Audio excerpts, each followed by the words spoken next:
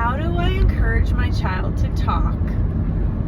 Or how do I know that my child is on track developmentally?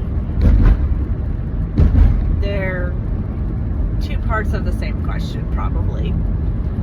Hi, my name is Christy. I'm a wife, a mom. I've been homeschooling my kids for 24 years. Welcome to my channel, 10 at the Table, where we talk about all things motherhood, parenthood, education, and all the things that entails. So these questions kind of go hand in hand. It's interesting because in a couple years you'll probably ask me, how do I get my child to shut up? But I know it's a genuine concern when parents think that their child is not talking on time. I actually nannied for a little boy who they thought that he was behind in his talking. He was the oldest child, and he was very strong-willed from a very young age, and I just kept telling him, it's okay, he's gonna talk when he's ready to talk. And they did do a little bit of speech pathology with him, but sure enough, he is 6 years old. He's super smart, super verbal, has no problem communicating his thoughts, and is really on track and doing well. So sometimes it's just a matter of time. It's just a matter of the child's personality and what they want to do. Trust that they're observing everything, that they're taking everything in, and they're learning. The other part of that question is, how do I know if my child is on track developmentally? And again, this varies from child to child. It's not going to be the same for every kiddo. It's not going to look the same even for siblings. They're gonna develop at their own rate and in their own time. And my advice would be to be very interactive with them, give them lots of stimulus, give them equal amounts of quiet and downtime. Like, you don't want to overstimulate a kid just because you think that they're not developmentally where they need to be, and just give them some time. I would say, depending on what it is you're concerned with, there may be a time and a place to get some interventions. If you've seen a big shift in their personality or their behaviors or their progress, like they stop making progress in a certain area, or they're not walking by 15, 18 months, it's probably time. I've seen kids be really, really slow to develop in walking. They would rather crawl. They get there faster.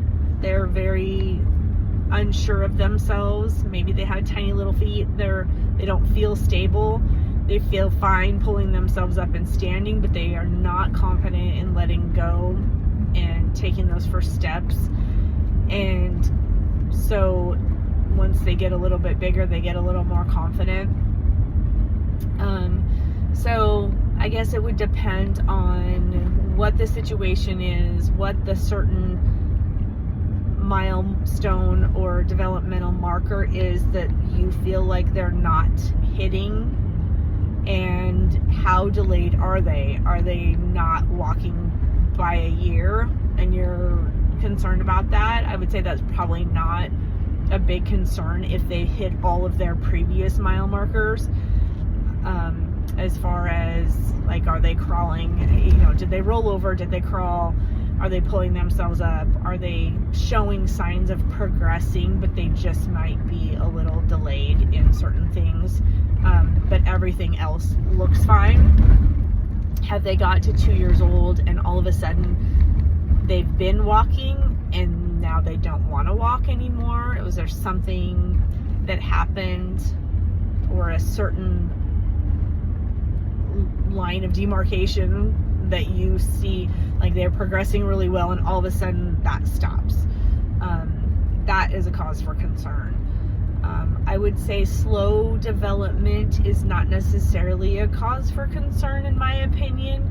It just depends on the kid. But if there has been really good progress, really rapid progress, and you've been seeing them doing things and making these milestones, and then all of a sudden they've stopped or they've gone backwards, they're regressing in that, I would say that's definitely cause for concern in certain things. So again, it really depends on the kid, it really depends on their personality, and it depends on what kind of milestone we're talking about. Are they showing signs, if it's back to speech and back to their talking, are they showing signs in other areas that they're making progress, and they're just observing and they're just not very verbal? I would venture to say that if you give them time, continue that interaction with them, continue talking to them, continue asking them questions like, what's this? And kind of getting them to want to say words and speak, I think you're gonna see that they're gonna get to a point and they're gonna cross that barrier when they feel like it. So as always, just be observant, be cautious. If there's anything that you're super concerned with, talk to somebody that you trust, talk to their pediatrician. And if you don't trust the responses or the information that you're getting from your pediatrician or other people around you, then get a second opinion.